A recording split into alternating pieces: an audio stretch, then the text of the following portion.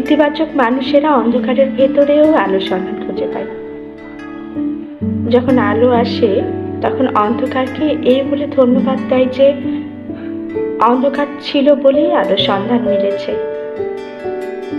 তাই আমরা যদি সবসময় সব বিষয় ইতিবাচক হতে শিখি এবং মন খুলে হাসতে শিখি, তাহলে আমাদের সাফল্য খুব তাড়াতাড়ি আসবে এবং আমাদের এই ইতিবাচক আচরণ দেখে আমার আশেপাশের মানুষগুলো কিন্তু তার আচরণের ইতিবাচক পরিবর্তন করতে শিখবে।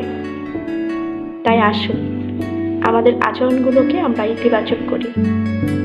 ও আর হ্যাঁ, যেখানে আমরা ইতিবাচক আচরণ করতে পারবো না সেখানে আমরা নীরব থাকি, কারণ পৃথিবীতে সবার আচরণ সবার কথা কিন্তু আমাদের পছন্দ হবে না। তাই বলে প্রতিবাদে গিয়ে তর্কে না জড়িয়ে নীরবতা পালন করাই উত্তম।